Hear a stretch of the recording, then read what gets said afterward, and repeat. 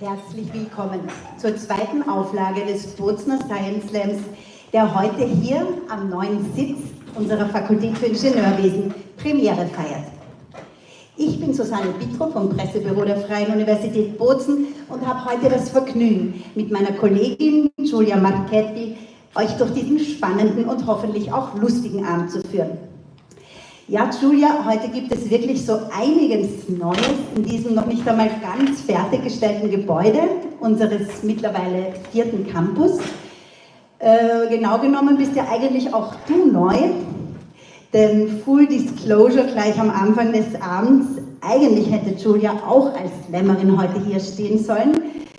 Sie war nämlich Forscherin des Versuchszentrums Limburg und hatte sich schon eingeschrieben, aber hat dann im Sommer die Seiten gewechselt und arbeitet nun bei uns im Pressebüro der Uni BZ als Science Communicator.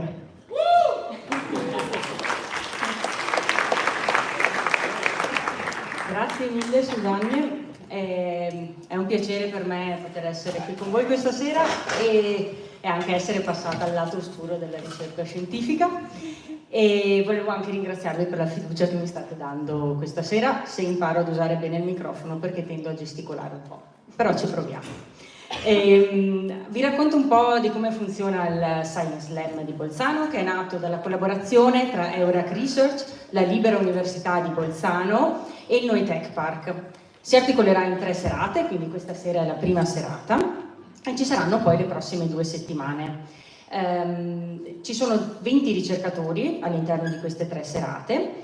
Questa sera iniziamo con i nostri primi 7 ricercatori, per i quali chiederei un applauso.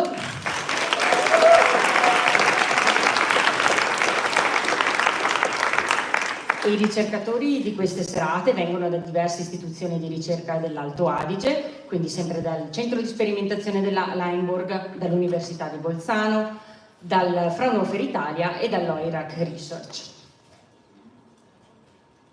Bevor wir weitermachen, möchten wir euch noch eine weitere Neuheit vorstellen, unseren ganz frisch angetretenen Rektor, Professor Alex Weißensteiner. Er wird nun allen, die gar nicht wissen, was sie heute erwartet, eine erste Orientierung geben. Doch nun Bühne frei für den neuen Rektor der Freien Universität Bozen, Alex Weißensteiner.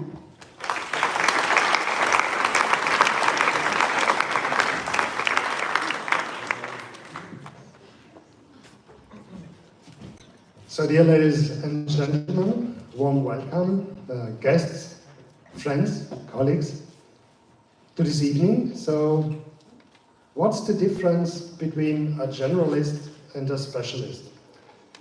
Well, the difference is that the generalist knows nothing about everything and the specialist knows everything about nothing. Well, in science, normally we work in narrow fields, not always, but most of the time.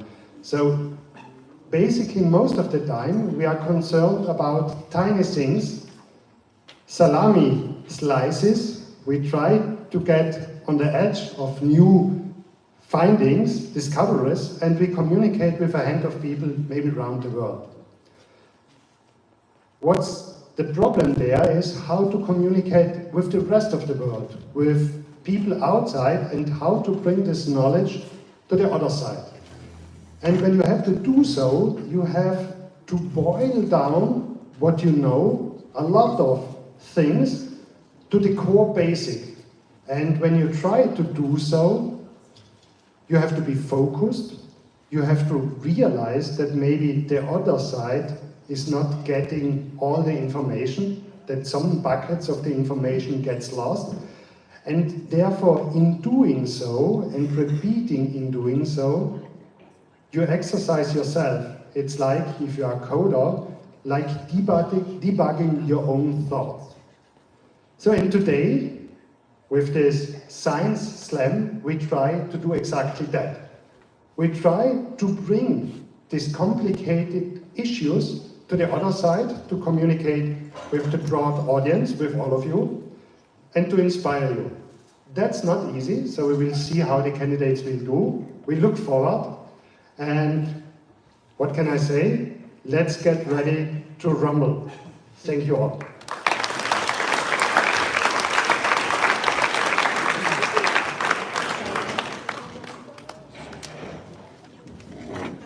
Grazie mille rettore Wissenschaftler, è un piacere per noi averla qui questa sera. E adesso passiamo un po' a parlare proprio del Science Slam, la serata di oggi. Intanto una domanda per tutti voi: quanti di voi sono già stati a qualche edizione precedente dello Slam? Alzate le mani.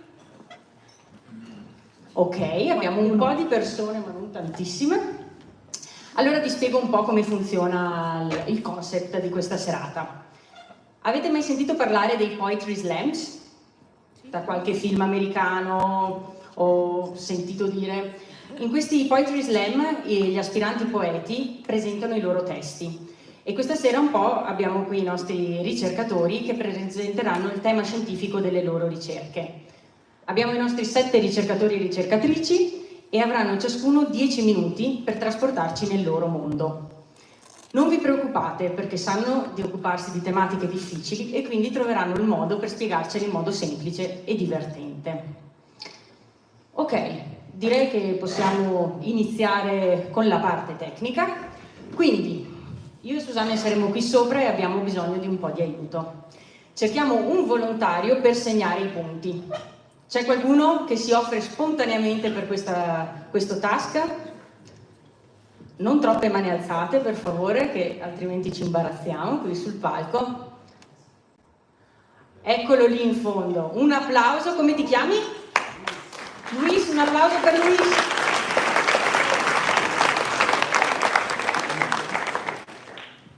Dopodiché, scusami Susanne, dopo ciascuna presentazione Luis si prenderà questo compito di segnare i punti. Ma perché? Perché ogni tavolo avrà a disposizione massimo 2 minuti per giudicare la performance dei nostri ricercatori e delle nostre ricercatrici.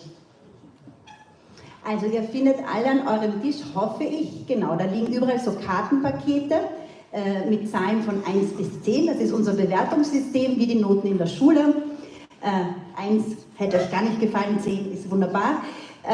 Wir würden vorschlagen, wir beginnen eher bei 5, 4, 5, weil schon allein der Mut, sich heute eurem Votum zu stellen, glaube ich, verdient schon 4 oder 5 Punkte.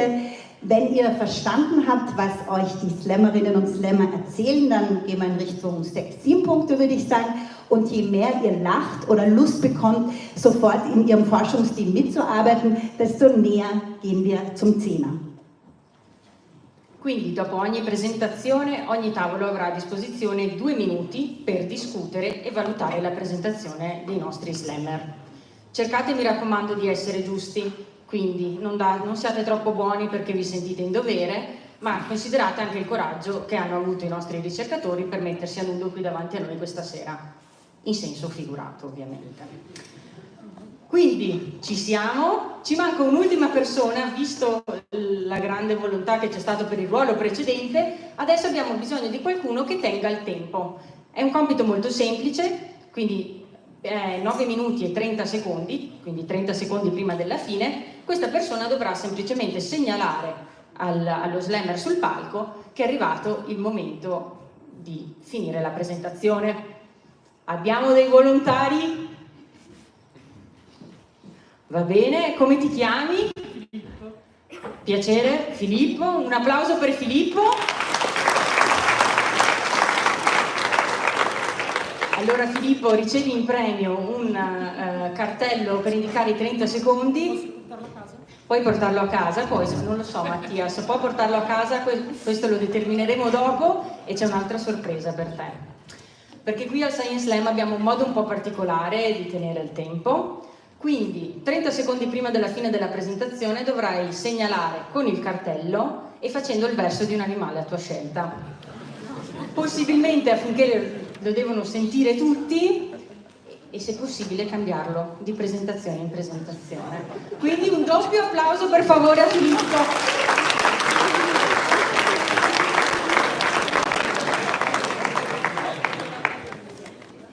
So, Julia, was fehlt uns jetzt noch?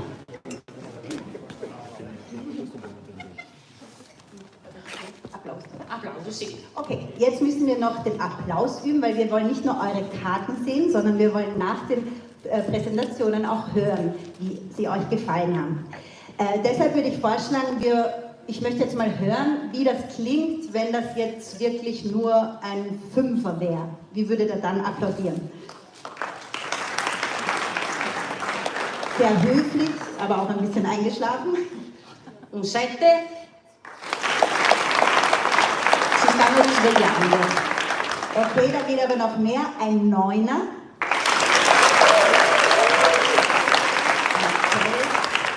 E fateci sentire adesso un 10. Yes,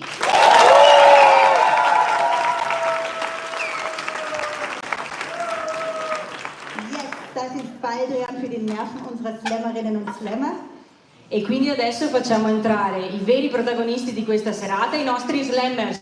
Un grande applauso per Camillo, Barbara, Costantino, Tim, Marco, Liz e Katy. Un applauso.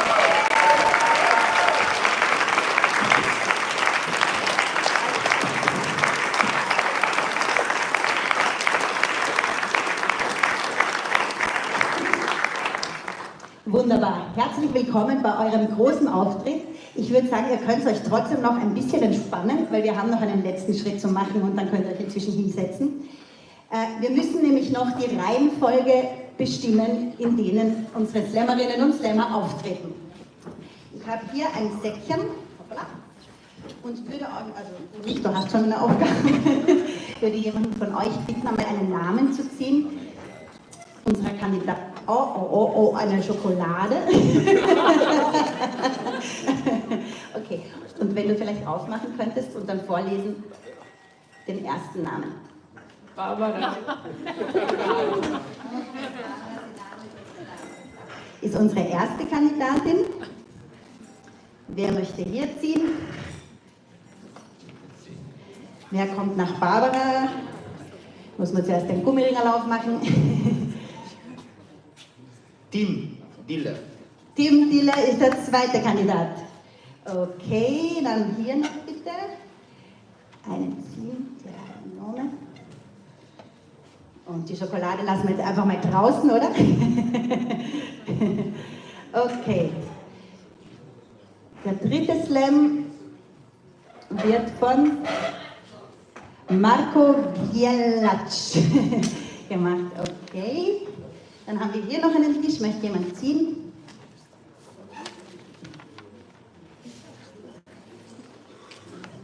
Jetzt Nummer 4. Camillo Eduardo. Camillo ist Nummer 4. Nummer 5, 3 haben wir noch. Wer möchte da ziehen? Bitte einen Zettel raus. Gerade und Folge und Name.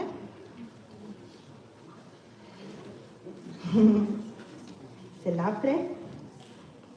Costantino Theodosiadis Olutano. Numero 5. Chiamiamo qua. Per favore ancora un nome.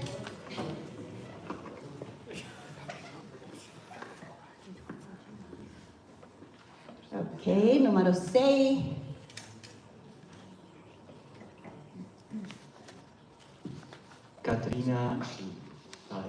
Katharina Scheid ist die vorletzte Kandidatin und die letzte kann jetzt eigentlich ich machen, weil das ist jetzt sowieso eigentlich schon klar.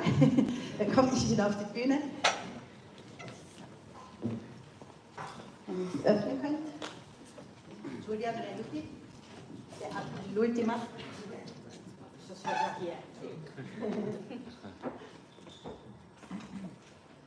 L'isola Calderón. Okay, wir haben jetzt die Reihenfolge, in der ihr auftretet. Und dann kann es jetzt losgehen. Ich würde sagen, Giulia, die Bühne gehört dir. Perfetto. Allora, iniziamo questa serata con una candidata che un po' mi ha portato nel mondo delle favole. Infatti mi ha detto di essere stata sull'isola che non c'è.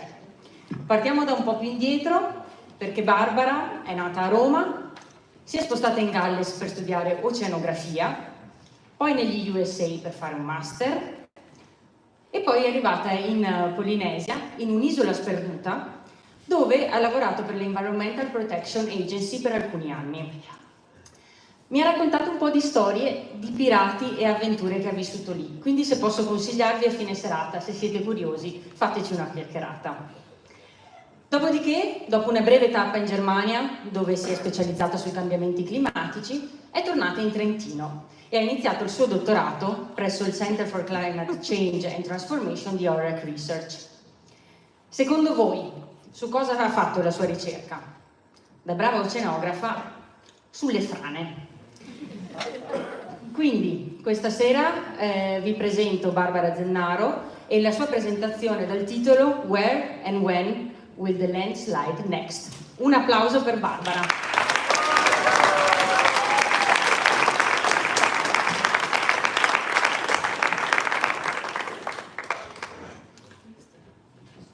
Thank you. So, before I tell you everything I know about landslides, I'm gonna start. Oh, I need a. Sorry. I'm gonna start with a personal story. So, as a little girl, I had a world map on the wall, and my dream was to travel and see the world. And at that time, my idols were Richard Collot and Jacques Cousteau. So the most obvious things to do for me was to become an oceanographer. And I moved to Wales. And my dad was very sad to see the little girl leaving, and so he bought me a cell phone. It was an old Motorola. I don't know if you remember it. It had an antenna that came up, and then a door. It became super hot after 2 minutes, so you have to keep on changing ears. And the point is, as my career evolved and I then moved to the US to do my master, my cell phone became smaller because the technology advanced. So the antenna was smaller, it was lighter, it could store more than 20 messages, it didn't need the whole night to charge. And moving on again and going to the South Pacific, at that point the antenna wasn't there anymore. The battery lasts over 6 hours, and when I finally moved back to Europe to do my climate change research, the antenna was gone, the telephone had internet, there were no buttons anymore, it was a touch screen. The technology just evolved so fast, it wasn't technology anymore, it was magic. I couldn't go after it. And then something amazing happened in my life. I found a baby under a cabbage. And even if for a couple of years I tried to do motherhood, to be a mom and keep on working, it was way, way too hard. And so I just left everything and I dedicated myself to motherhood. So for about 3-4 years, that's all I did. And one morning, something amazing happened. He slept through the night. And I woke up after 8 hours of straight sleep. This is after 5 years, by the way. And true story. And I felt so energized. It was like my brain was just like a dolphin brain. You know, half brain was sleeping while the other one was awake, so that at night I could switch and still be awake. And that morning, my brain was just restored. And I was like, okay, I can do stuff. I can go back to the world. But what I didn't realize is that the world kept on spinning, and it went so fast.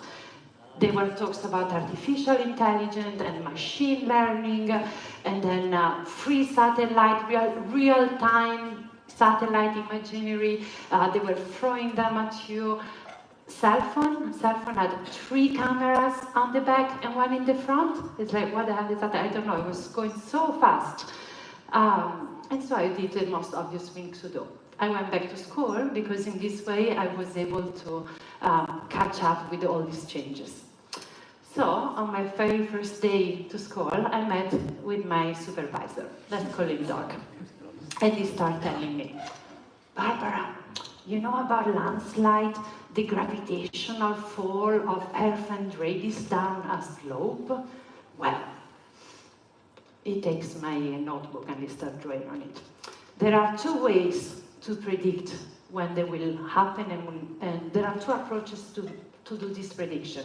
The first one tells you where the next landslide will be. And to do that, we use static factors, they don't change in time, like slope and geology, annual rainfall. We put all this data together and we find areas that are more susceptible to landslide compared to others.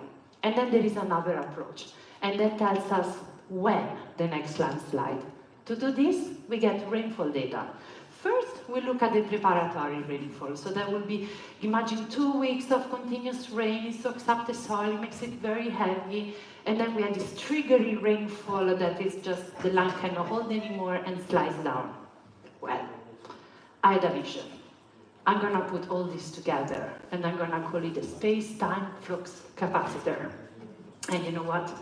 I put it into a model. I call this model fix. And these are the keys. You want to take this model for a ride?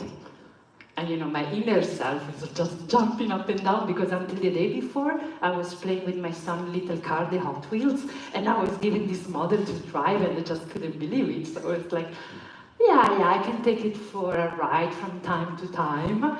But of course, it was very hard, so I needed to do my homework. So this was my space-time model, FIT. It was trained in 20 years of landslide. This is a real landslide occurrence. Emily, the way it works is like, you tell the model, predict landslide occurrence. And then you have the data. If the model performs well, you're like, good model, good model.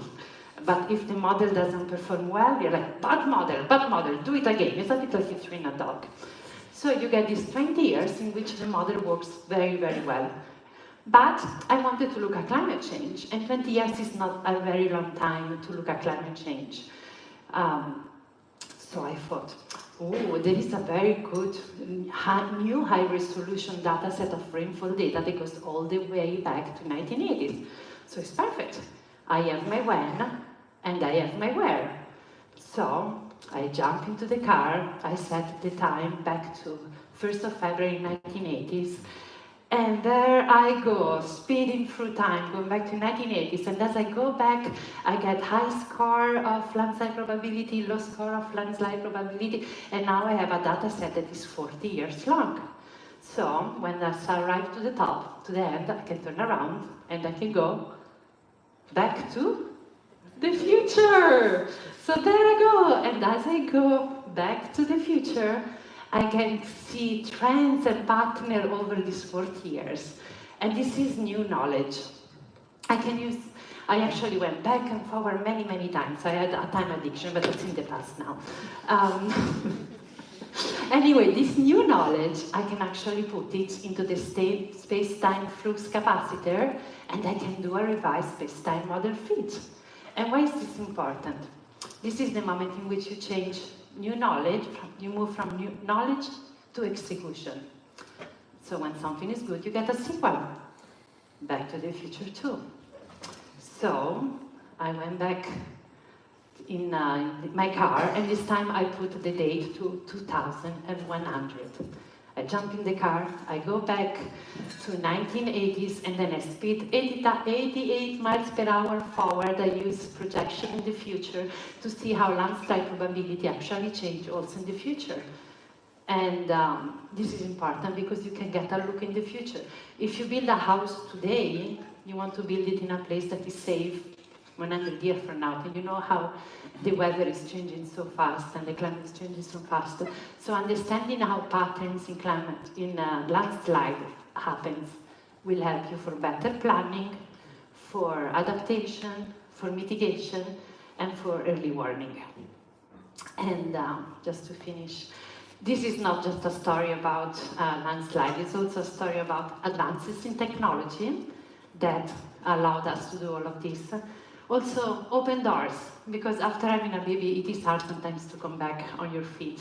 But there were people welcoming me, helping me, and so it's a story about second chance too.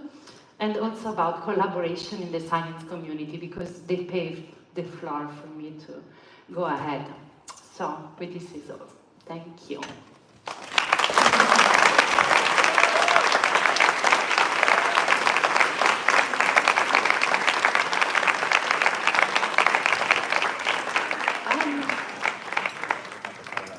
Ecco, allora, per la prima presentazione è stata bravissima, non abbiamo nemmeno avuto bisogno di Filippo da pagargli una birra poi alla fine. Allora, bene, adesso è arrivato il vostro momento, quindi adesso partono i 2 minuti per la discussione e la votazione.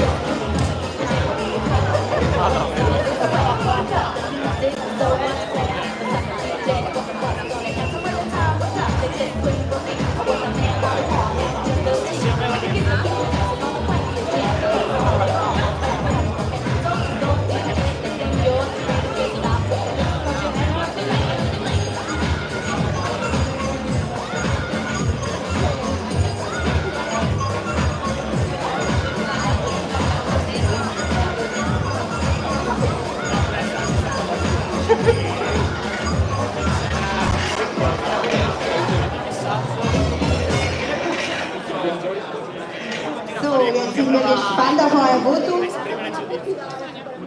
Allora funziona così, avete davanti a voi appunto i fogli con i voti, faremo un countdown e poi li alzerete tutti insieme e poi man mano indicheremo tavolo per tavolo, il nostro segnapunti qui pronto segnerà i punti e poi man mano che vi indichiamo tirate giù il voto, va bene? Perfetto. Allora 3, 2, 1, sui voti! Non è andata per niente male. Allora, iniziamo qui dalla nostra sinistra. Abbiamo un 7, un 8, un 10, un applauso extra per il 10!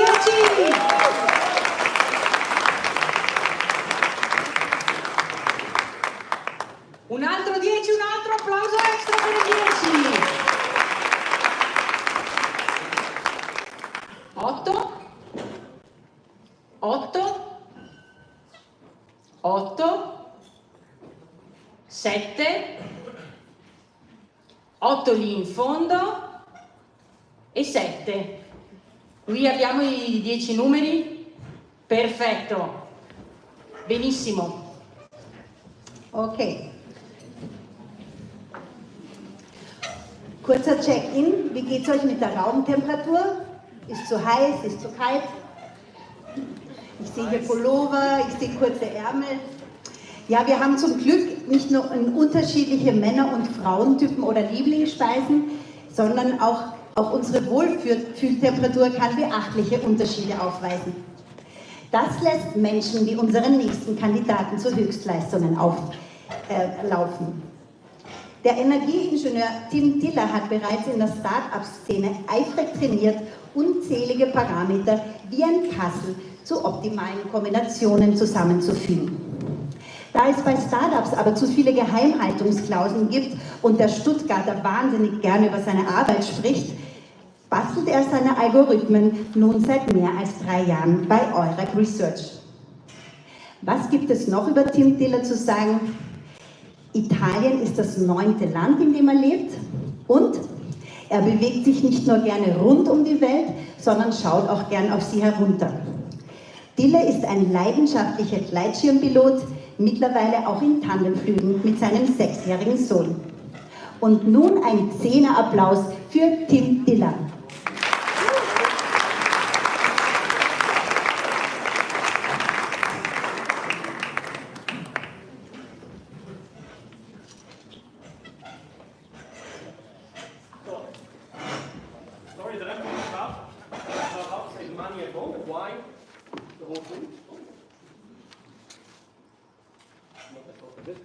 Test. Okay, so now I tone it down a bit. So I'm talking about how to save money at home and why this whole thing is sometimes complicated. So in the story that we have 3 flatmates. The first one, it's important to know, he's actually from Liguria. For those of you who are not Italian, they have a certain reputation for being, let's call it rather on the cheap side. The second guy, he's from Scotland. For those of you who don't know, primarily the non-native English speakers, the Scottish have even more of a reputation of being rather on the cheap side. And the third guy, he's from the Schwabenland in Stuttgart. For those of you who don't know, that's the region I'm from, and they have a lot of this reputation of being extremely cheap. So what happened is, they got their energy bill at the end of the month and they decided that's too much. So they were thinking about what can we do and how can we do it, and they now have a heat pump. And I'm not going to spend all of my slam time trying to explain heat pumps to you, because heat pumps have this weird thing that people are proud of not understanding them. So I'm just going to let this slide. There's two things you need to know about heat pumps. First of all, if you have an electric heater, you get 1 unit of electricity and it turns into 1 unit of heat. If you have a heat pump, you get 1 unit of electricity and 3 units of useless heat from the outside, and you turn it into 4 units of heat. So, rather than spending 1 unit of heat of electricity for 1 unit of heating, you get 4 out of 1. So specifically those 3 guys, when they heard, hey, we get 3 for free, very happy. The second part that's important is temperature matters. So those guys, being thrifty as they are, they keep their house at 18 degrees. That means that the heat pump is going to work very efficiently, so it's going to have a rather high efficiency. Those 3 guys, on the other hand, they're from Puglia. They start getting cold the moment the temperature drops below 27, so they have their house at 24. That's slightly less efficient. Also, the outside temperature matters. This is at +5. If you drop it to -10, -15, then both of those are going to drop, but obviously the one on the left is going to drop significantly more. And now I promise I stop talking about how and why heat pumps so much. So, what these guys decided, they like to go out, they like to leave early in the morning, go mountaineering, like to take a shower in the morning. They heard the talk, what I was saying about heat pumps, and realized, we have a problem. Because in the morning it's very cold. So they were sitting around having a beer, cheers by the way, and we're thinking, you know, if only there was a way that we could store this heat. And then they realized they're sitting in a house. So, you know, we can preheat the building. So in the afternoon when it's nice and warm, you can make the building very warm. And then in the morning you don't need to heat it. So they made a strict rule, no heat pumps in the morning whatsoever, no matter what happens. That unfortunately had a side effect. They didn't figure out that their domestic heating was also connected to the heat pump. So they sat around, had a beer, had a think, and were thinking if only there's a way, you know, to store heat outside of the building. And then there is, hey, we can put a tank. So that's what they did. They put a huge tank in the garage. So now what they do in the afternoon, they preheat the building, they put all the energy in the tank, so in the morning they can have a shower. Next interesting question is, what about the power? Where could the power come from? So they got a really good deal from a weird Chinese manufacturer for a PV panel, which they got and installed. So they put it on the roof. But then they have a second problem, which they realized. It's raining in the afternoon. So at the time where they would need their electricity, they're not going to get a lot of electricity. What would be nice is to use it here in the morning, or in the morning there when it's nice and sunny. So they sat around, had a beer, had a think, and decided if only there was a way, you know, to store power. And then, I mean, the answer here is fairly obvious. Get a battery. So they put this in, and now they have this complete setup, and they have this beautiful idea. Okay, so in the morning, what we're going to do is we're going to use the solar cell to charge the battery, and then we're going to use the energy from the battery in the afternoon to heat up the building, to charge the tank, and then what happens in the morning when they want to get up? They oversleep. That's what happens when you drink too much beer. Trying to think about how to optimize the house. And that's a key problem we're dealing with, is we don't want to think about when we want to turn off what and how to change which set point. So a lot of the research that we do is how to try to take this away from you, that you just sit there, focus on drinking beer and going out, and the thing works. So they were very happy. You know, it sort of feels like this moving stairs of Hogwarts. Like sometimes you can go there, now this is very efficient, then 2 hours later suddenly it's not efficient, and now I should move my energy to the battery, now I should put it to the tank, now I should put it everywhere, and they sort of lose track. So these guys found their perfect solution.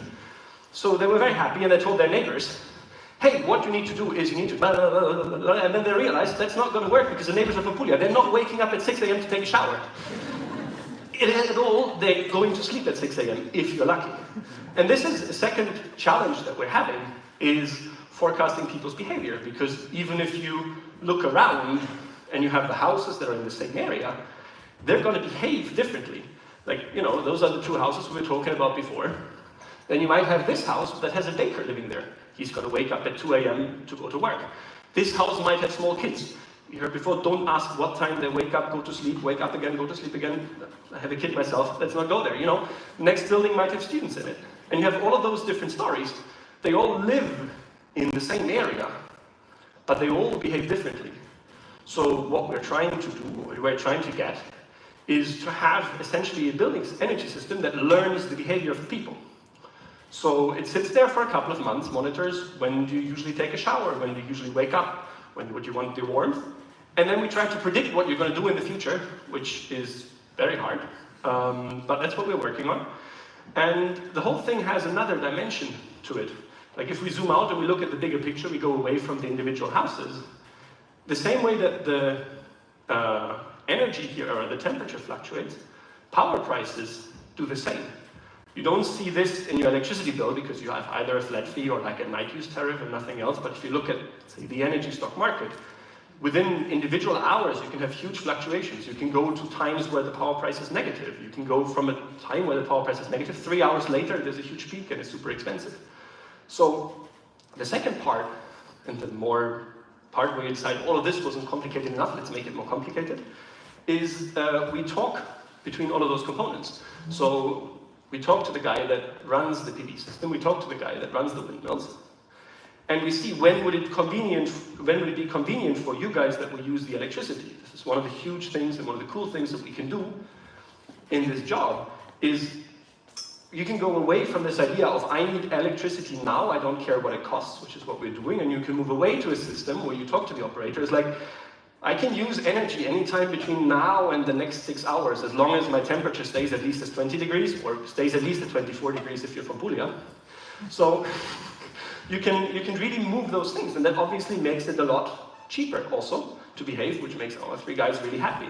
Because if the power grid operator doesn't have to give to you energy at the random time that is super inconvenient for him, he can offer you much better rates.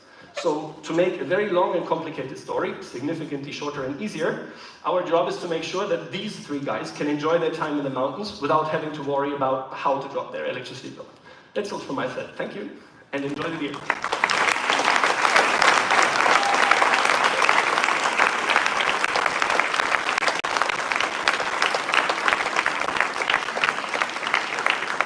Danke, Team Killer. Es ist mir nicht nur warm geworden, sondern ich hatte auch Lust auf ein Bier. Okay, ihr habt jetzt wieder maximal 2 Minuten, euch zu einigen, wie viele Punkte Team verdient.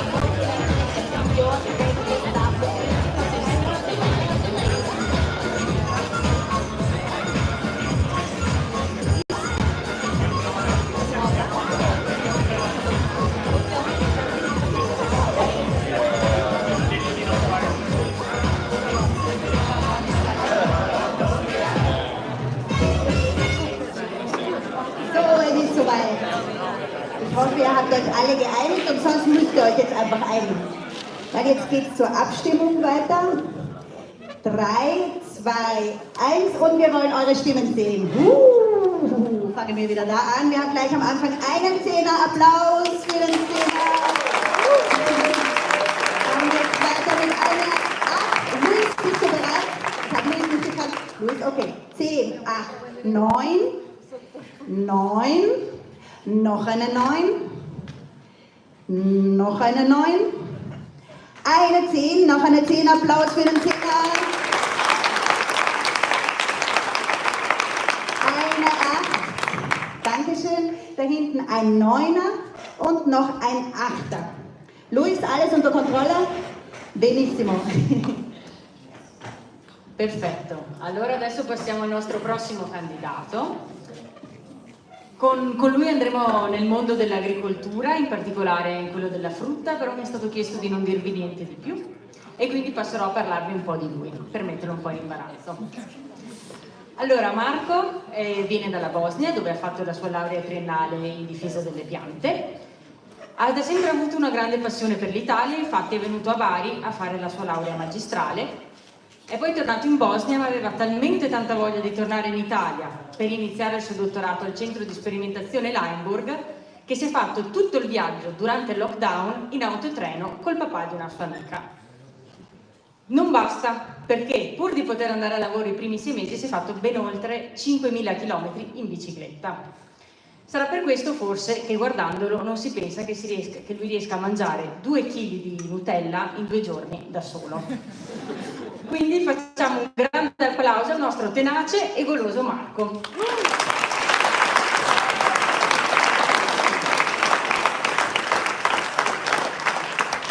Good evening to everyone. So tonight I will speak about one alien species that is not the ordinary one that you can see at the TV, but rather a little bit different. First of all, I will start with something very simple and that all of us know. These fruits are bananas. Bananas were very often sown in our kitchen, in the market, and with the bananas, when they start to root a little bit, then we can see also some small flies that can be annoying. Well, tonight I will speak about the annoying flies that are actually the cousins from the fruit flies. And they are making some damages on cherries. All of us would like to taste these cherries that are completely healthy, with a beautiful color and in very short season. However, when this evil cousin came up, the things started to change and the production became much harder and much more difficult. So, I am presenting you Drosophila Suzuki. It's coming from Southeastern Asia, and she actually likes something as we do, completely healthy fruits. But let me show you how actually he is making these damages. So, this fly in her family is having a specific tool that is actually giving her a possibility to penetrate, to cut practically like a chainsaw the skin tissue and to lay the egg inside. Once when the egg is inside, the fruits are completely destroyed and the cherries are actually being destroyed by the larvae inside, and no one of us would even like to look at this, not even to eat it. So in this case, the pest control is playing a very important role, and in order to prevent the damages from the flies and to keep still some fresh fruits without damages on the market. But there are some problems. Namely, due to the insecticide overuse, the flies decided to stood up and fight against by creating a resilience. Therefore, we were mandatory to think about some alternatives, how to prevent this. So while I was having a break and thinking about the possibilities that could be manageable to do, and later on I spoke with my supervisors, we came to the idea to go and look on entomopathogenic fungi. But you would think, what are they actually? So entomo means, from entomopathogenic, we have 2 words. Entomo, which means insect, and pathogenic, which means disease-causing. So basically we can consider these like fungi fighters against the flies, in this case. When I was a kid, I was looking a lot of documentaries and I saw how fungi are growing from the flies, from the insect, and I said, oh my god, this is really something completely disgusting that I don't want to look anymore. However, the curiosity jumped in and I started to wonder how this is actually happening. So the fungi in general are used for the insect control. And don't worry, they are safe for the humans and they don't do the same thing that you saw now on the insect before. But actually, the shield that is created and the resilience that is created by the fly, when the fungi comes, they are dropping. So there are no kind of resilience against the fly. And let's say that when there is a surface, for example, of cherry, where the fly is coming around and there are fungi spores, if the fly is walking, some of the fungi will get attached on the fly, penetrate it in, and use the fly as a host, feed on it, and then it will grow to another fungi. It looks like a cloud here, but you can imagine it very simple, like hundreds of mini baby fungi. Now let's see some real results from the laboratory. So this is how the fly looks like when it is actually infected with the fungi. It looks really disaster, and you can see that fungi in this case didn't have any mercy with the flies. But then I started to think, do the flies recognize the fungi?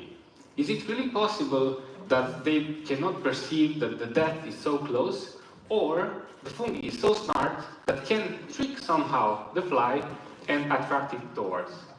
To investigate this, I actually started to look on odors. Odors are, in the insect world, very important.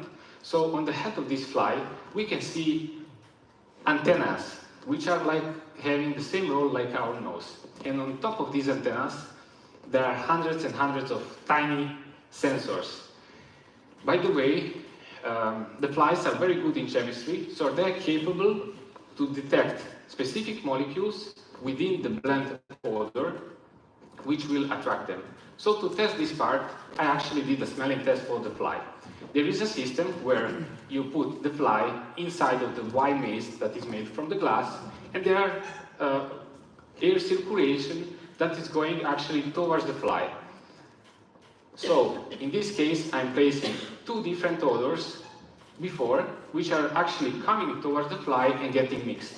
In this case, the fly has time to calculate and to think which of these odors is actually attractive or repellent for her, and she is doing a selection, a choice on which side to go.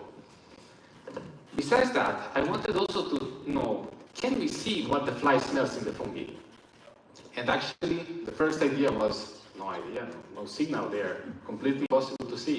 However, there is a device that is giving us a possibility to actually place the fly very steadily and to connect it on the device, which is very sensitive. Practically and very simple, to connect the fly with electricity, and we could see with this electricity, with small current, how the sound responses are actually coming to be visible on the computer. When the fly was prepared, it was placed in front of the air blowing machine, which was capable also to detect what kind of molecules are in these odors that are coming through.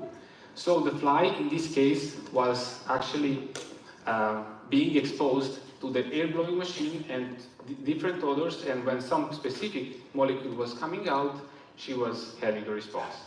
So these are the results that actually are coming from these kind of experiments, and they're not so interesting.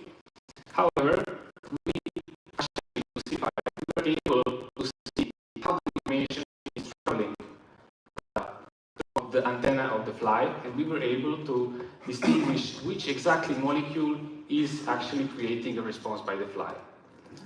This was very important because this kind of information, combined with the choice selection that we performed before, was giving us a possibility to see what kind of molecule actually is attracting the fly or repelling.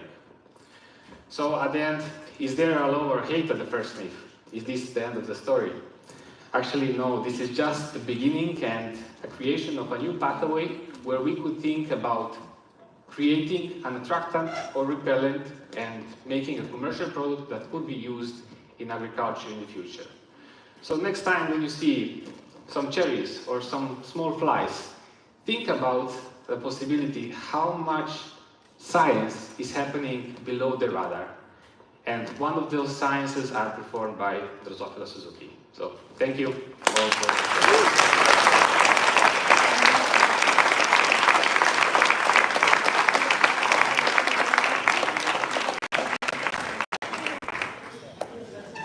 Grazie Marco per la presentazione. Apparentemente questa cosa diversa ha un po' spaventato i nostri slammers e nessuno arriva ai 9 minuti e 30. Allora, siamo pronti per la votazione? Diamo il via ai 2 minuti.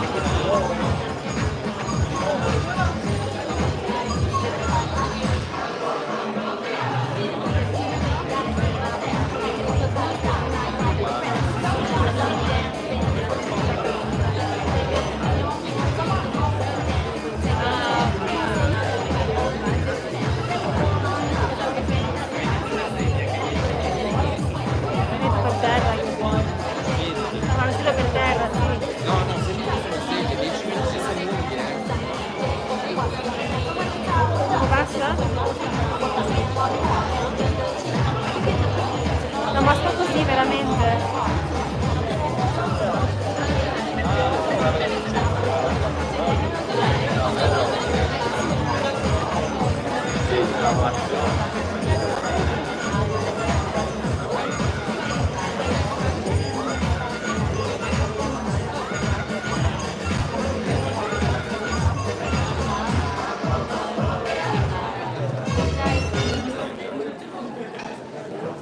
Perfetto, allora adesso sappiamo come funziona, quindi do direttamente il 3, 2, 1, sui voti. Benissimo, allora iniziamo da sinistra. Abbiamo, Luis, sei pronto? Perfetto, sempre sul pezzo. Allora abbiamo un 7, un 10 con applauso, 8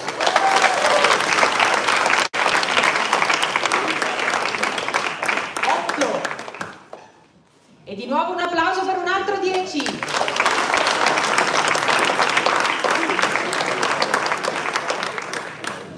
8 di nuovo. Abbiamo poi un 7, 8, 8 e 8. Luis, Ci confermi di avere 10 numeri? Luis No. ist untergetaucht. Oh je.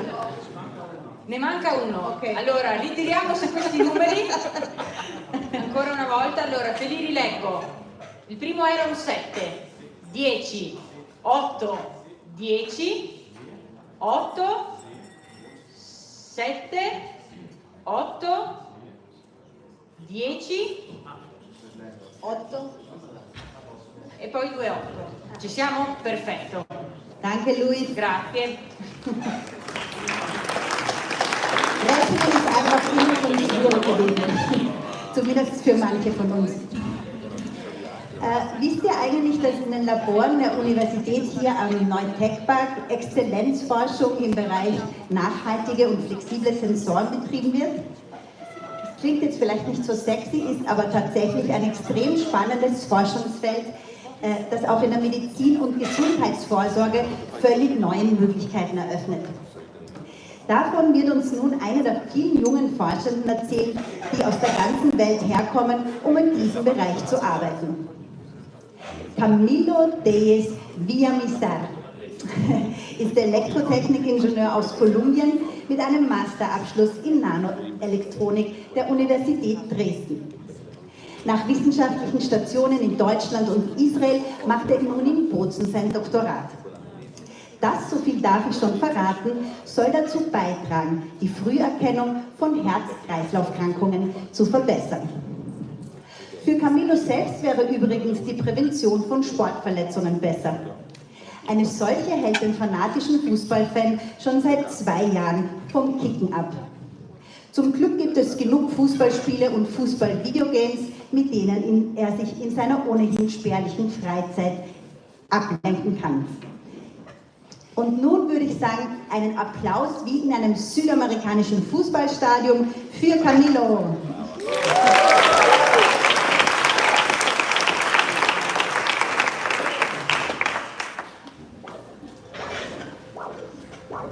Hello. Ciao. Hola.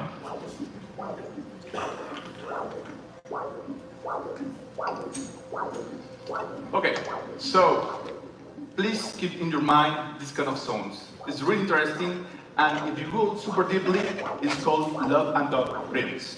So let's try to explain in a really good way.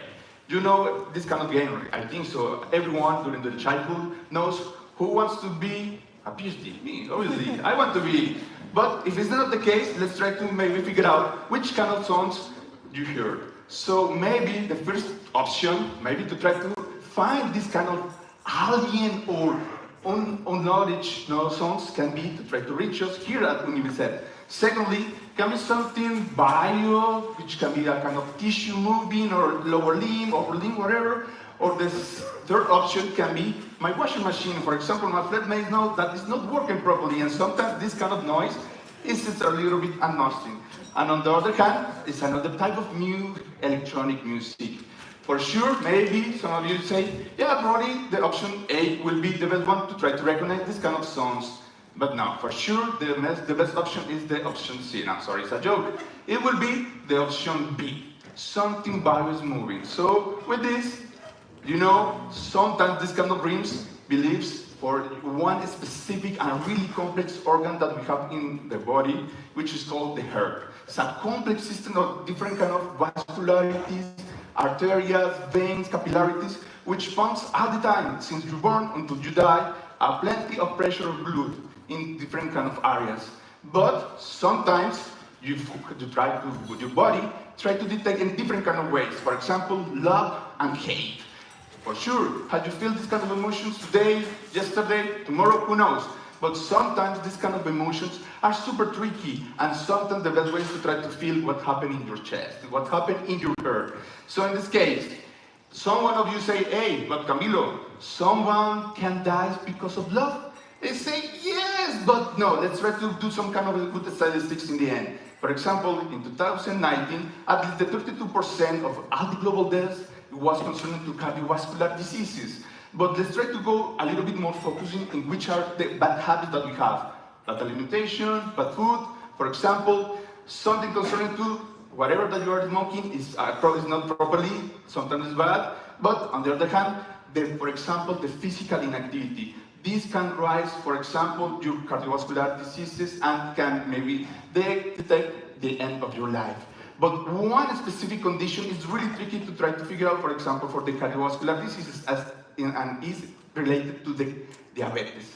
And specifically, the diabetes type 2. Because one of the ways to try to detect the diabetes type 2 is concerned to the big toe in your foot. So usually, the people who suffer this kind of problem, the big toe will increase the size because of problem of occlusion or clogging that exists in these kind of arteries, more specifically in the dorsalis pedis arteria.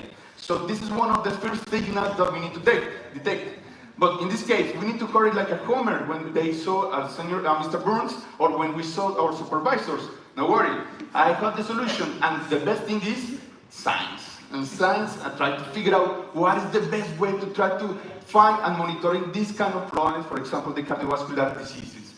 So let's go back and maybe try to find a little bit what is the history of the detection. In this case, for cardiovascular diseases. For example, we have the variable back in 1872, the first prototype to try to detect some kind of electrical conditions which was happening in your chest, or more or less in your heart. Secondly, Italian researcher which is called Ciciana Piva Roche, sorry for the pronunciation, which created the speaker manometer.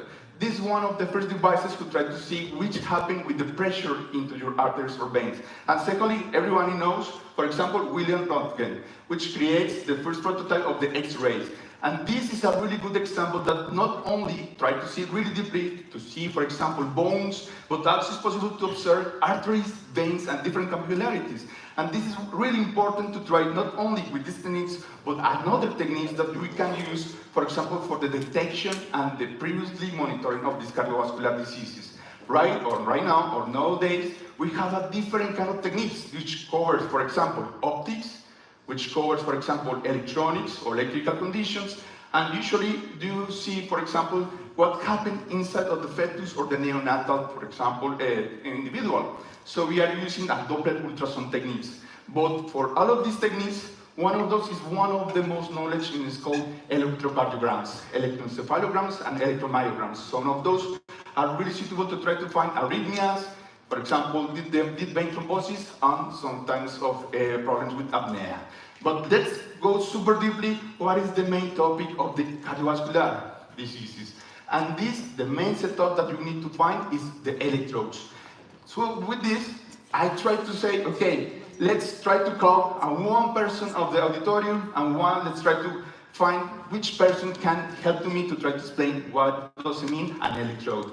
And I called El Ragazzo Timmy. Hey ragazzo, you can help me maybe to try to be my patient and maybe see who looks like or how it works an electrode, and say, yes, why not? So he put a different kind of electrodes, and one electrode, the main idea is to try to maintain the addition into your chest, meanwhile you are getting some electrical signals. But to try to maintain this addition, you need to use a different kind of gel. So try to optimize this transition between ions, between your skin and the electrode. But what happened with the Ragazzo Timmy? If you are look really deeply to the picture, the Ragazzo Timmy looks like this character. And the problem will be when this gel will evaporate. And this gel, after 5 minutes, after 1 hour, after 24 hours, you need to lift off or peeling. And some of you, for sure, you know what is super painful, this kind of things. The peeling or the lifting, for example, for an electrode, when this evaporated, is super painful. For this, we are thinking, okay, sometimes this kind of problem of the electrolytical gel is a big problem for the cardiovascular measurements. So with this, we need to find the tissue location, the comfortability itself, the itching, and another conditions. And why, instead of use wet, or at least a kind of gel, we avoid this kind of problems. With this, what if we took this work concerning to the pressure that already exists at least 1 century, and we inject a little tiny measurements of electrical current, and afterwards we can detect a different kind of voltage. And we obtain one signal which is called impedance. And afterwards we go super deeply for different kind of skins, the epidermis, the dermis, until go to the subcutaneous dermis, and we can observe, for example, the condition of the veins or the arteries which is happening, and we are able to observe if exists some problems with this kind of obstruction in the end. So we are looking in the laboratory these kind of signals, and this is a kind of parallel work that we are corroborating with a different kind of anatomists and cardiologists to try to maybe get more accurate signals and get more accurate information to the cardiology point of view to try to save some lives. So with this, we not only try to find the holy grail of the signals, but also the comfortability, because the main idea is don't try to put some mastodon above your skin. It should be conformable. As well, in the way to try to think, for example, in wearability, should be adjustable. And also, you need to communicate, for example, with your mobile phone or with a different kind of instrumentation. With this, we were thinking, okay, super nice. We have the idea to be really smart. Should be, for example, mean, some statistical things, but not in the science that I will explain. And secondly, should be a project. But wait, what is the relation of the mean in this case? Because the mean in Spanish is media.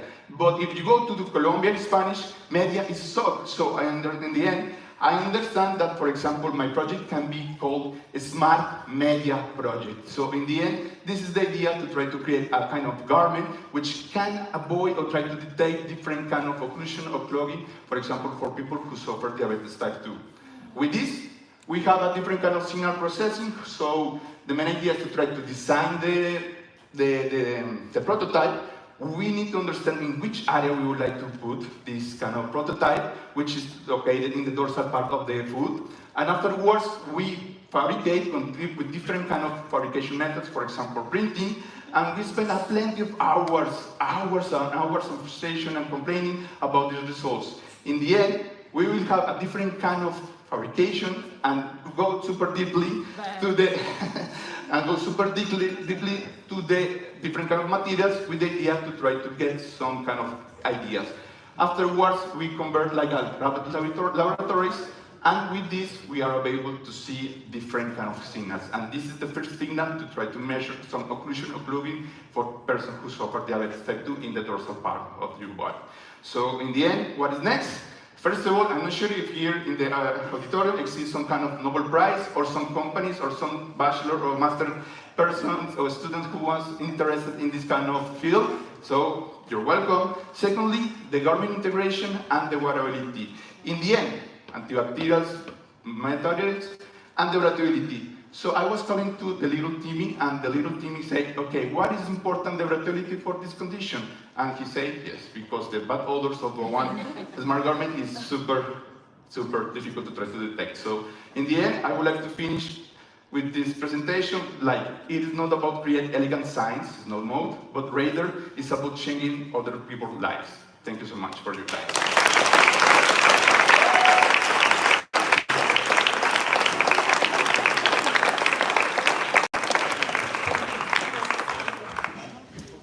Allora, Camillo ha usato il tempo avanzato dagli altri, però devo dirti grazie perché finalmente abbiamo dato uno scopo a Filippo questa serata, quindi una cosa buona l'abbiamo portata a casa. Ecco, siamo pronti di nuovo per le votazioni, quindi parte il tempo.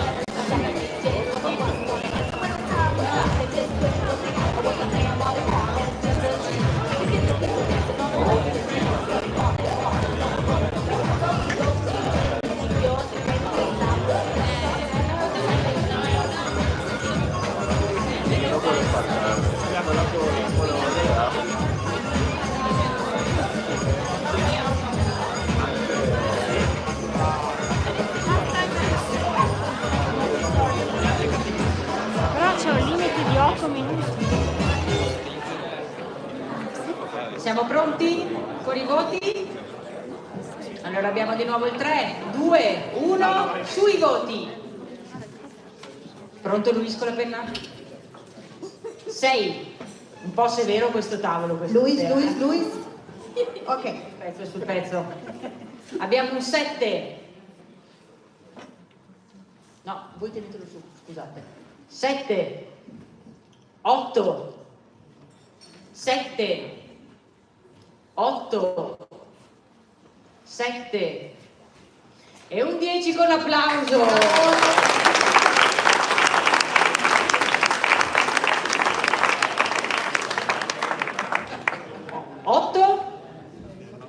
E di nuovo 8.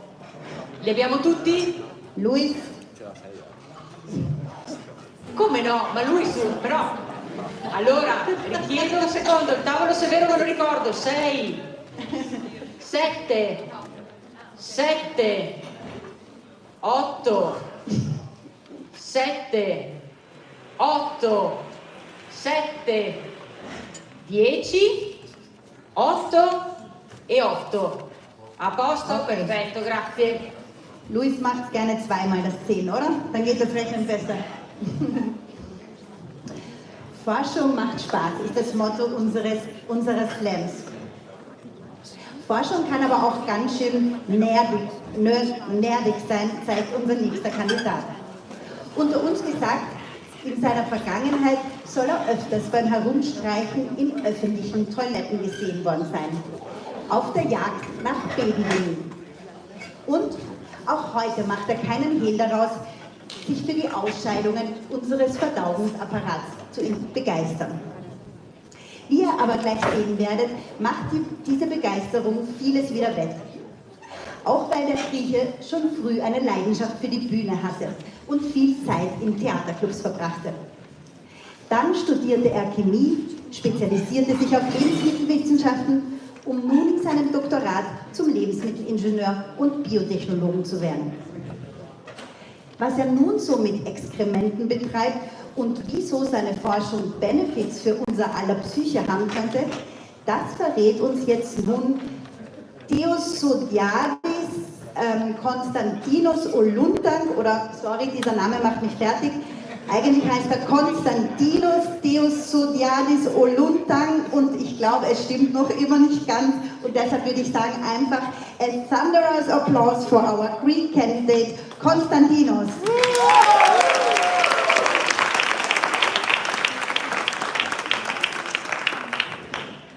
So, much like the bacteria I studied, I too have a long and complicated name that is hard to pronounce. So, let's keep the formalities. Friends call me Kostas, and very close friends actually revel in calling me the poop guy. You see, every morning, almost every morning, it begins with me looking at and analyzing containers of poop. You see, a very direct way of knowing which bacteria we have in our gut is through poop, which, of course, makes for a very crappy way to start your day. But, so, the next time you go to the bathroom, please, don't think about me. Okay, back to business. Many times I have been told that I should know my audience, especially when a joke doesn't land, if you have already noticed that. And today I have been given a very unique chance and opportunity for my audience to actually know me and my work. But I rather decided that together, ye and I, can get to know the audience of our every meal since the day we are born, our gut microbiome. You see, our shared adventure with our gut microbiome, the trillions of bacteria, fungi and viruses who live in our gut, actually begins from the moment we are born. C-section or natural birth would determine the very first tenants of our gut. And after that, breastfeeding, microbiomes of family members and pets will actually help shape the radiant personality of our gut. And I think especially people with pets can attest to that from a dog licking you or a cat sitting on your face, the bacteria exchange is surely there. So, we have to take good care of this microbiome throughout our life, of the bacteria in our gut. And in exchange, they will also take good care of us through nutrition, immune system, mental health, physiology, and so much more. So, the next time you're making something to eat, you're feeling kind of lazy, you don't feel like making something healthy. You're saying to yourself, I'm not really hurting anyone, maybe myself. Well, if not for you. Then, do it for the trillions of teeny tiny friends in your gut, who very much depend on you and your every choice, and who trust you blindly with their lives. So, the main bacteria species in our gut actually remain fairly stable throughout our life. But what we eat and how we behave and the way of living actually greatly affects their numbers and how happy they are. We have all heard about the good, the bad, and the ugly in the Wild West. Well, our gut is no different. Now, let's imagine that our gut is actually a football stadium. A football stadium. In an ideal scenario, the stadium, every seat, is filled with the good bacteria that are there, the true fans who are there to chant and support the team, and all in all create a happy environment. But the true fans are few.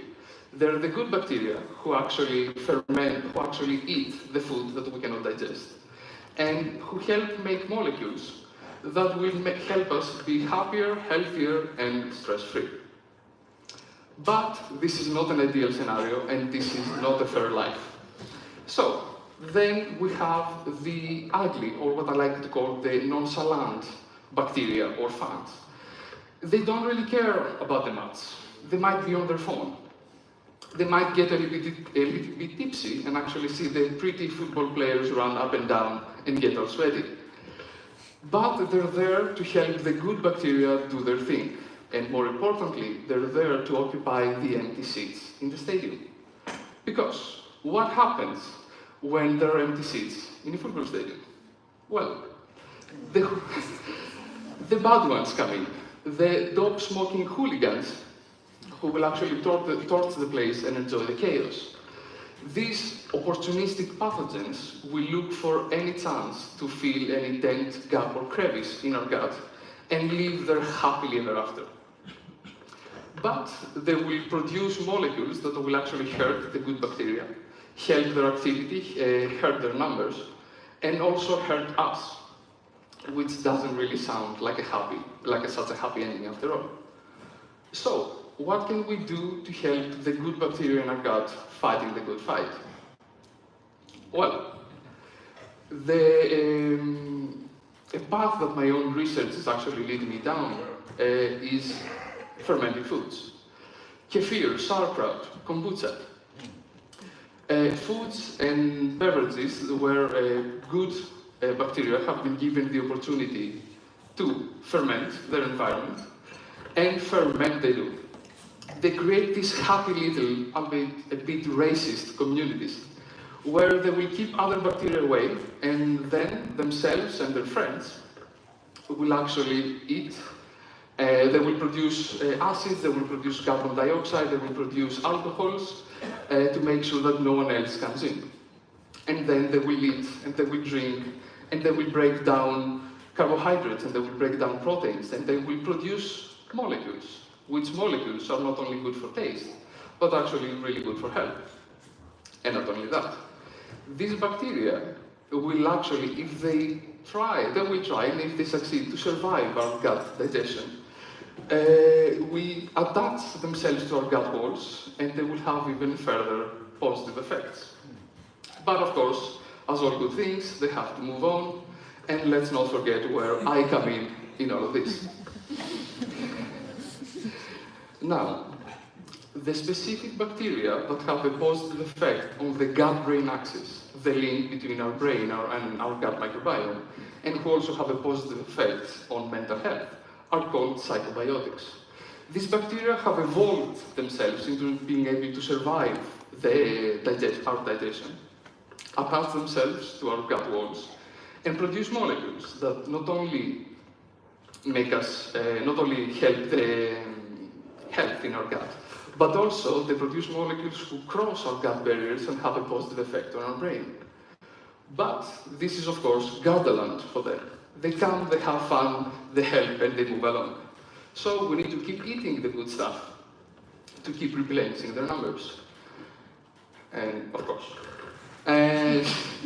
Now, a fun fact. Did you know that 95% of serotonin, nature's antidepressant, a molecule that helps with emotion, mood, and so much more, is actually produced, 95% of it is produced in our gut. But, let's stop. Let's take a breath. Let's refocus. And please hear me closely. We have talked about all the good things that fermentation and fermented foods can do. But fermentation, good fermentation, is a very precise process. The food and the bread and the fruits that you leave in your car while you're going on a hike on a sunny day are not it. Take this for example. You go to the mountains, and you're walking, and you're hiking, and you're trekking. Days have passed. All of your friends have perished. Only you remain. That's a long walk. And then, finally, when you get back to your car, you think to yourself, fizzy fermented strawberries, and you decide to eat them, and then kaput. So, don't. Okay, back to the gut bacteria. Our gut microbiome, again, the trillions of microorganisms, is a dynamic system, an ever-evolving and changing one. New bacteria come in either through food or through proliferation of the existing ones. And the old ones, well, they hitch a hike with our every bowel movement, and they end up in my loving embrace, where I will analyze them. I will see who they are, and I will try to see who they are, and I will try to see what they do. And maybe, just maybe, understand them a little bit better. So, the next time that you hear your stomach growling and rumbling and your farts make people dizzy, just know, your gut microbiome could be talking to you. Are you ready to listen? Thank you.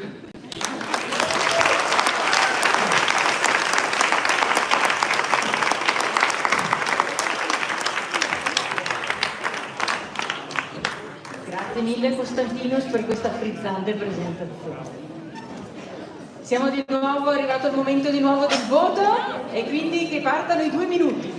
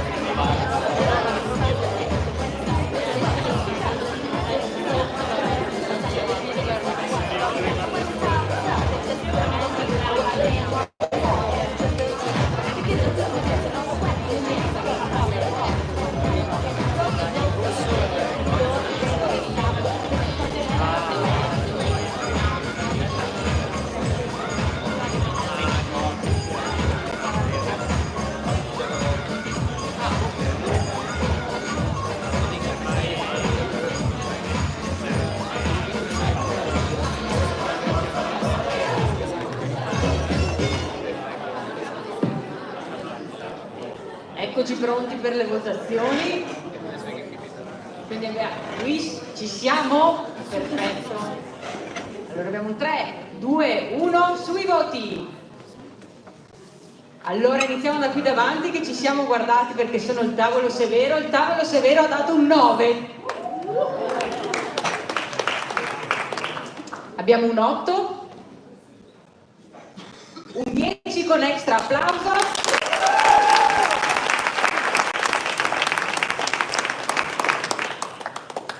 Un altro 10 anche per di qui.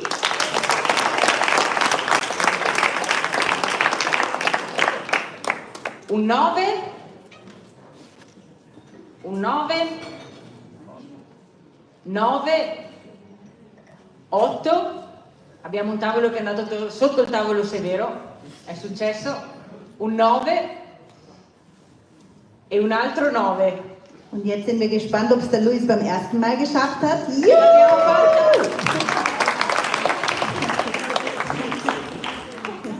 Prima. Welch widersprüchliches Wesen ist doch der Mensch, wusste bereits der bekannte Naturwissenschaftler Blaise Pascal. Einen Beweis dafür liefert auch unsere nächste Kandidatin. Sie ist ein äußerst kälteempfindlicher Mensch und friert selbst im Sommer ständig. Nun dürft ihr raten, wo Katharina Scheidt forscht? In Schnee und Eis. Doch die Passion für ihr Forschungsgebiet lässt sie eben über sich selbst hinauswachsen. Entstanden ist dieser bei einem Master für Geophysik in Kopenhagen, wo die gebürtige Bayerin von der Faszination für die Polarforschung in Grönland infiziert wurde.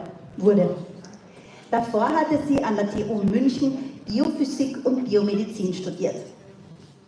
Welche Rolle Schnee nun bei ihrem Doktorat am Institut für Erdbeobachtung der EURAG und der spanischen Universität Córdoba spielt, erfahren Sie nun von ihr selbst. Doch davor noch einen wärmenden Applaus für Katharina Scheidt.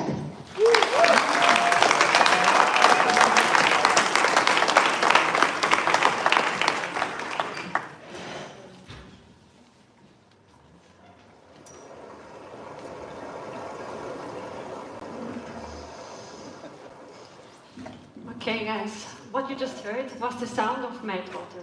And meltwater is really important for us, especially in mountainous areas, because mountains act as natural water towers, which means that they store water in the form of snow during the winter, and in the summer and spring, when warm temperatures arrive, the snow will melt, and meltwater will be released into the rivers, where we can use it, for example, for hydropower or growing crops.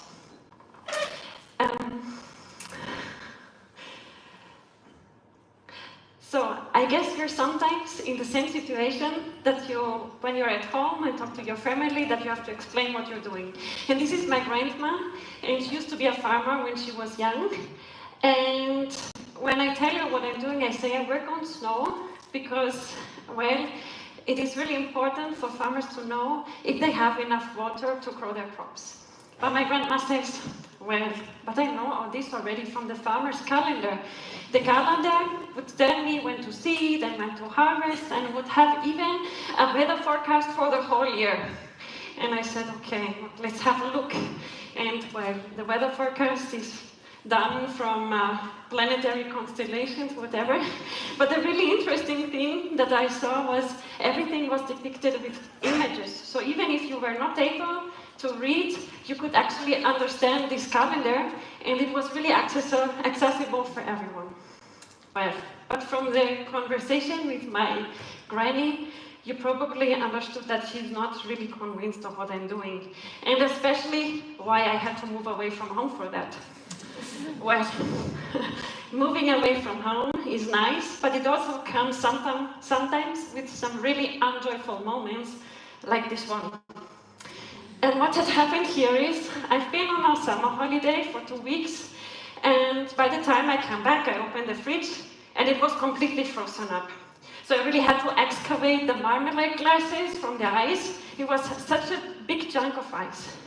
And what had happened is that I probably left the door slightly open, and the warm and humid air from Bolzano, you know, the hot and humid Bolzano air in the summer.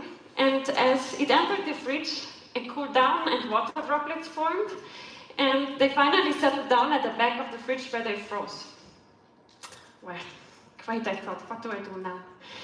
But I still could see something positive about the situation, because as a scientist, I really like to calculate things. So I thought, wouldn't it be interesting to know how much water condensates per day at the back of my fridge?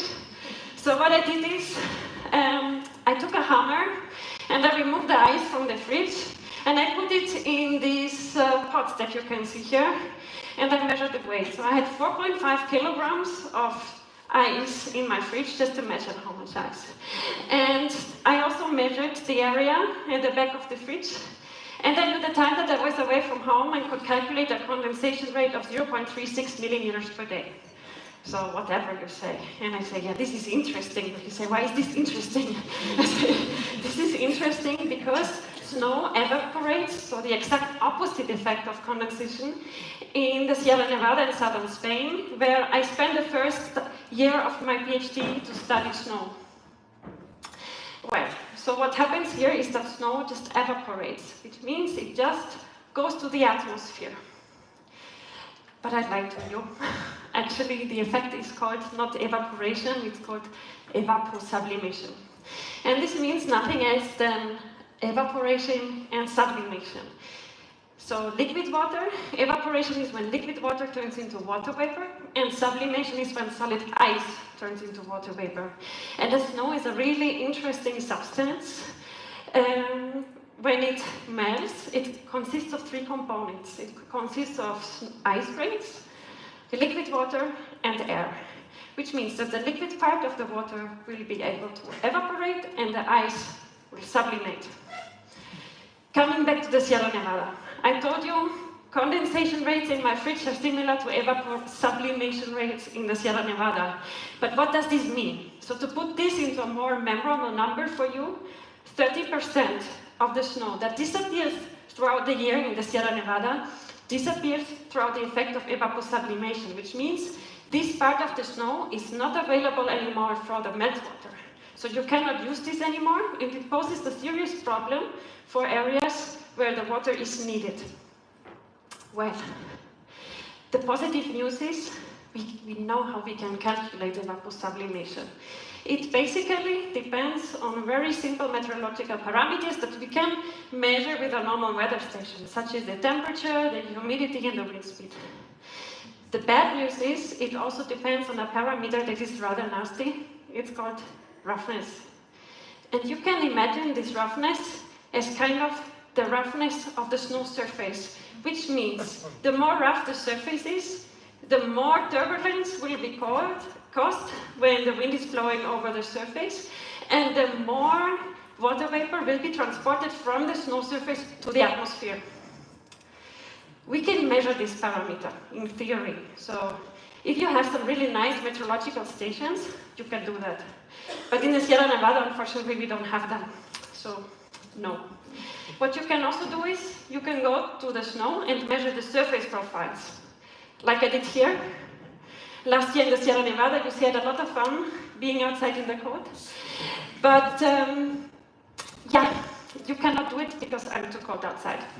Well, actually, this is not the reason. The reason is that it's actually really expensive to go to a remote area every day and take the same measurement. Well, it's not really feasible. So I thought, damn, maybe my grandma was right in the first place and I should just read the farmer's calendar. And well, so as a good PhD student, I sat down and did some research. But then I found that these farmer's calendars, the predictions are only right in 51% of all cases, which is as good as random guessing at this point. So I was desperate. I was so desperate. I really wanted to be back with my family at home and never hear anything about snow anymore in my life. But I remembered then my grandma and how she really likes to observe things. So I thought, wouldn't it be nice to send my grandma to Spain so she would observe the snow surface for me and tell me how it looks like, if it's smooth or rough or super rough. And, well, of course.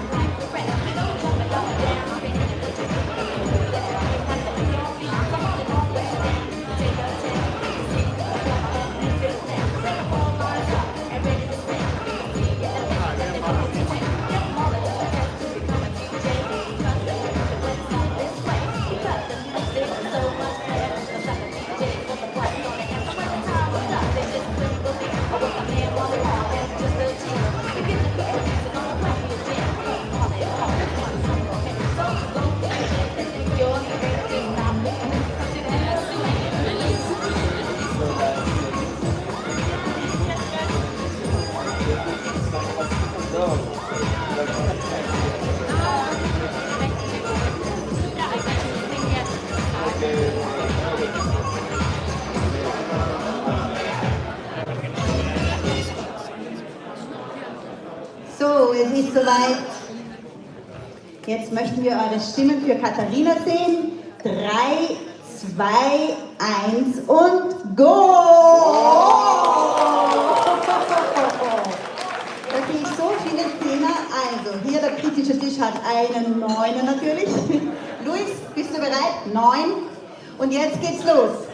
Also, ein Zehner, 2 Zehner, noch ein Zehner, noch ein Zehner, noch ein Zehner, da hinten auch noch einer. Und wir haben alle, oder? Ja.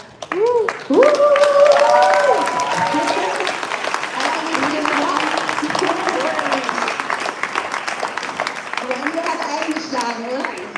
Tutti 10 tranne un 9. Indovina da chi? Dal tavolo severo. Perfetto. Allora siamo arrivati quasi alla fine. So now it's time for our last slammer. She comes actually from far away. Apparently tonight I'm destined to introduce travelers. She comes from Colombia and she studied geology in Bogota. And then she moved to Bonn in Germany, where she did her master's, that I need to read because I founded 5 new masters at the University of Bonn because it's too long to remember. So she did her master's in geography of environmental risk and human security. And then she arrived here in Bolzano, where she's working as a young researcher at the Center for Climate Change and Transformation of URAC Research. Did you happen to know anything about the cities where Liz lived in? They are Bogota, Bonn, and Bolzano. So they actually need to start all with the B and O. So if you have a suggestion for her for her next city, just go to her later and tell her. Back to her research. So she's gonna talk to us about disaster risk analysis and disaster risk reduction, a topic she got fascinated by while she was still in Colombia. So please, an applause for Liz Oladia Calderon.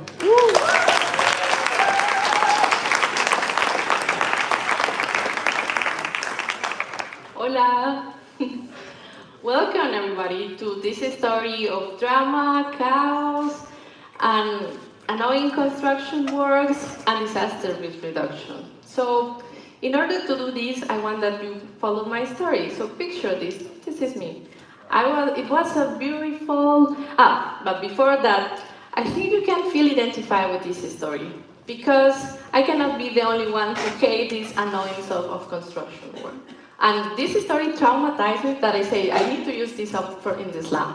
So, now I can start with the story. So, it was a peaceful, beautiful in Bolzano, the sun was shining, the birds were singing, I was dreaming with unicorns and rainbows, when suddenly,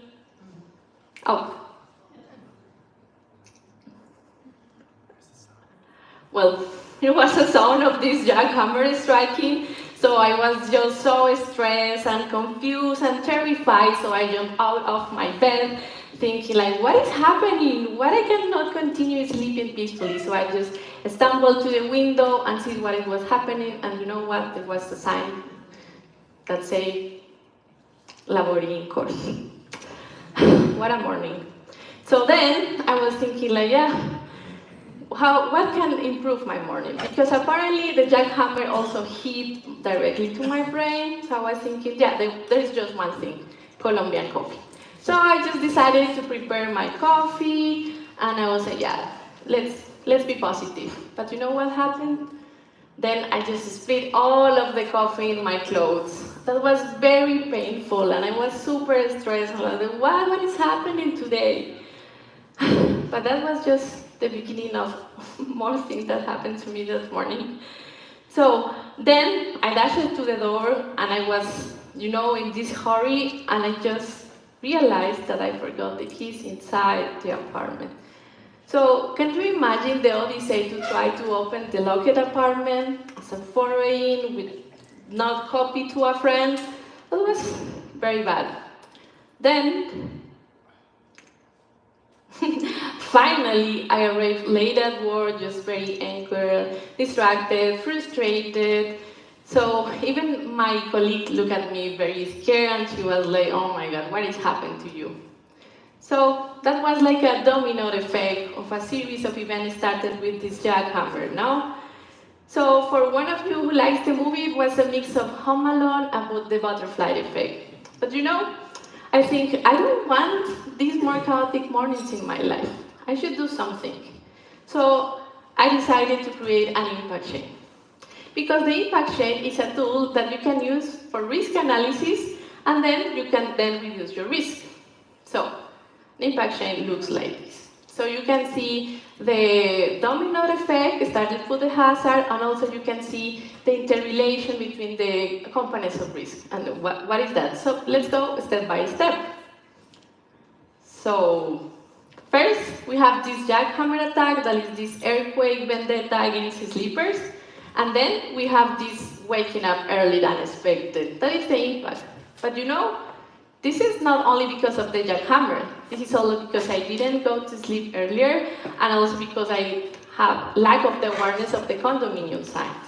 So the vulnerability means the predisposition that we have to be adversely affected in case of this hazard. But you know what is the good thing about identifying vulnerabilities? That we can also identify how to reduce them. So yeah, I can just, start Italian classes or just going to bed early. This is the most revolutionary thing that you heard tonight, I know. And then if we go to another bunch of impacts, well, I was distracted all day, like the memory of a golden fish, and then I forgot my keys, and I didn't have key emergency plan. So next time I can give the key to a friend or just train a pigeon. So this could be a good idea. And the other side of the chain, I was getting angry. Apparently I have a poor emotion regulation. Then I spilled the coffee in my clothes. I don't have backup outfit. I'm not a fashionist girl. So, next time I should become one with the jackhammer. So yeah, at the end, this is how the impact chain looks like. And we missed the exposure elements. That's me, the main character of this story. My clothes, and my colleague, for her, like, she received all the anger. So, at this moment you are thinking, like, but what is the relationship with science leaders? This is only to avoid your chaotic mornings, or what? But no, you can also use this to analyze risk in case of disaster or in case of climate hazard. So, as you notice, I like comics, so I will explain you everything with another comic. So, the heavy rain. So heavy rain like that, the one that we had today. Now we are just, picture this, we are in a mountain village, there is a heavy rain, and we want to analyze the risk of critical infrastructure. We have a scope. So we use evidence for the past to create this chain of impact, and then to think about possible risk reduction measures. So what happens when we have a heavy rain? Well, possible we can have an overload of the rain, of the rivers, of the streams, also of the drainage system. This is our hazards, the blue squares. But then we have impacts. These impacts can be the damage in the infrastructure or the damage in buildings. What is the exposure elements? The infrastructure and the buildings. Also, this damage in the infrastructure can interrupt services. So for example, for some of you who arrived late to this lab, it's because of the network system was a little bit affected because of the rain. But remember that we have also the vulnerabilities. So if there is not good maintenance of the infrastructure, we can have higher risk. If we don't have really good urban planning, because if we have houses close to the rivers, we have high exposure, so high risk. And if we don't have good recovery plans or emergency plans to deal with this interruption of service, also we are bad.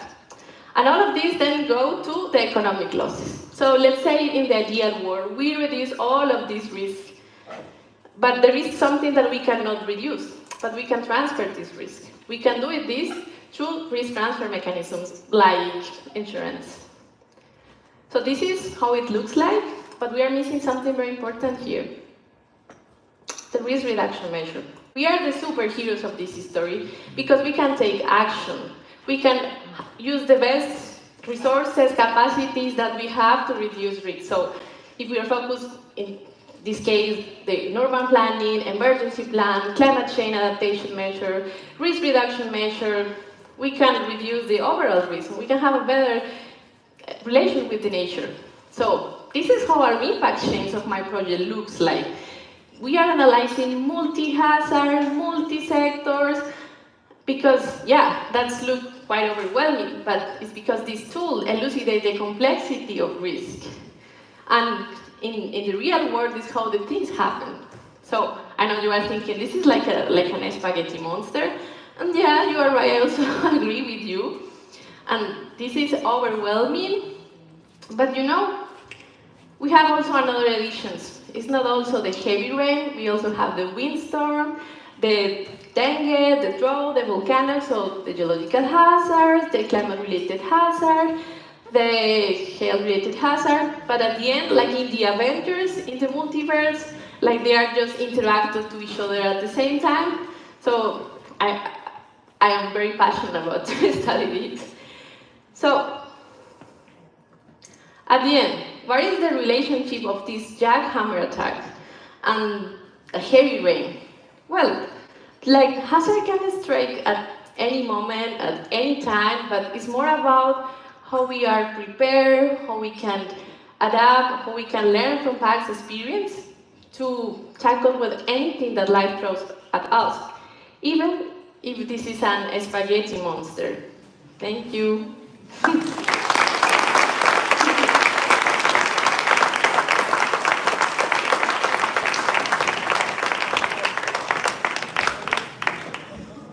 Thank you very much, Liz. And actually this morning I actually happened to forget my phone at home, but we can discuss about the impact change related to that later. Okay. Inzwischen schauen wir, welchen Impact Liz auf euch gehabt hat. Die letzte Abstimmung, ihr habt noch 2 Minuten.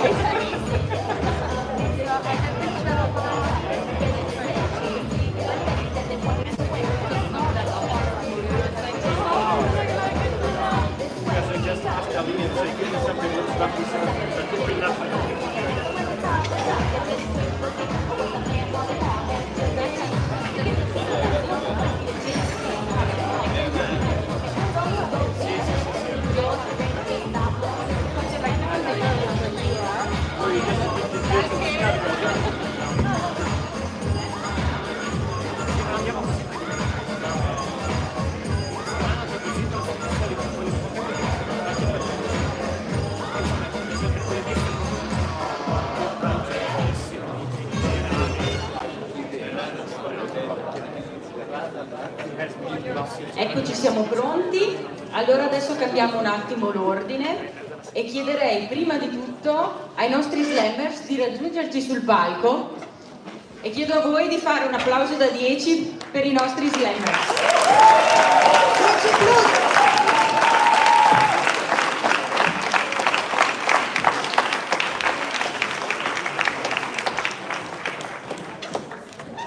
So, und nun machen wir die allerletzte Abstimmung gemeinsam mit unseren Slammern auf der Bühne. Alle zusammen. 3, 2, 1 and go! So, die Punkte für Liz. Luis ist pronto, okay. 7, 8, 8, noch eine 8, noch eine 8, 10,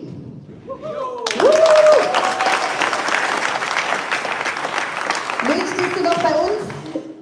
Okay. 9, 7, 9, danke. Und eine letzte 7. Danke für die Abstimmung.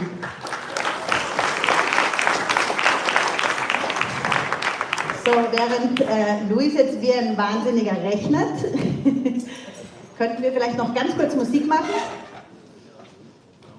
Nein, können wir nicht. Poi Luis, ti aspettiamo sul palco appena sei pronto che ti diamo questo grande onore.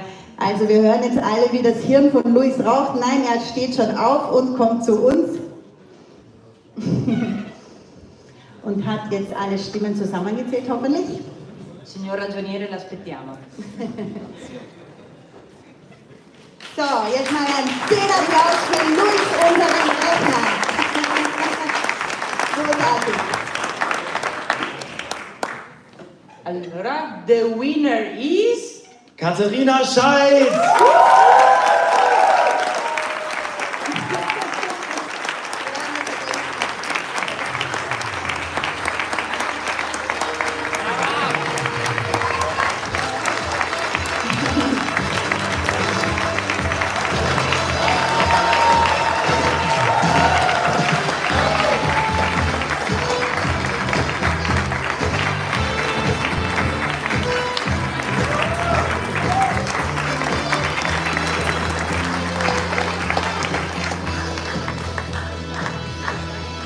Allora, intanto volevo fare i complimenti a Caterina, però questa sera siamo tutti vincitori, in particolare i nostri slammer sul palco, perché grazie alla Fondazione Sparkasse tutti riceveranno un buono, premio per aver partecipato, e anche noi perché torniamo a casa più saggi di prima.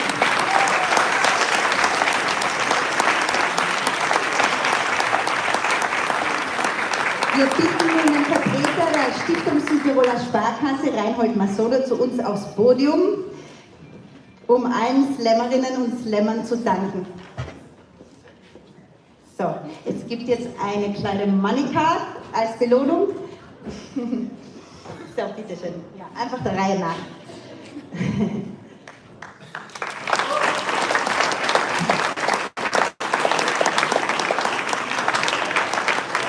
Ihr wart alle großartig, ihr wart alle wirklich, habt uns gezeigt, wie man Wissenschaft vermitteln kann. Thanks a lot to everybody. You made a great evening. Okay. Danke, Herr Massona. Facciamo ancora una foto con tutti? Matteo, facciamo una foto con tutti i stemma.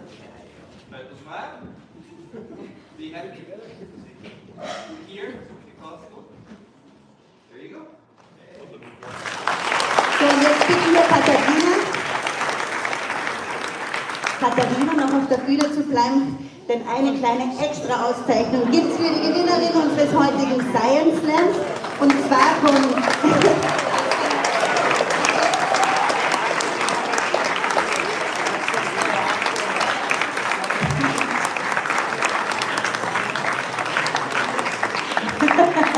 Genau, fürs Microbiome. Und zwar von niemand Geringeren überreicht als vom Mastermind unseres Science Slams, sozusagen Matthias Mühlberger von Eurag Research, der schon zum zweiten Mal beim Science Slam zieht. Danke, Matthias, für diese Art. So, ein letztes Foto mit allen, würde ich sagen. Und dann können wir abschließen. Der Fotografo.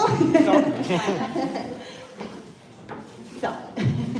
Zu schwer der Geschenkkorb. So. Kann man auch noch zu dir.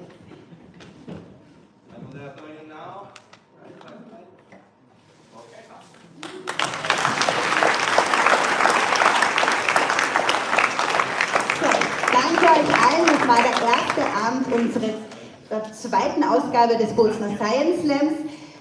Die nächste Vorführung gibt es nächste Woche über Eurag Research. Same time, same day, other location, sozusagen. Es bleibt uns jetzt eigentlich nur noch zu danken, allen voran all unseren Slammerinnen und Slammern, unserem Sponsor Stiftung Südtiroler Sparkasse. Danke, Herr Massona. Matthias Mühlberger haben wir schon gesagt. Massimo von der Freien Universität Bozen, unserem Eventmanager, unserem DJ Velociped und Input Digital für die Technik. Und natürlich all unseren Helferinnen und Helferinnen, die uns heute am Abend unterstützt haben. Natürlich vor allem Luis e Filippo. E anche un grazie al nostro team dell'ufficio stampa dell'Università di Bolzano, che sono tutti qui diffusi nel pubblico e sono stati di grande supporto nella preparazione e anche durante la serata. Grazie e buona serata a tutti. Danke,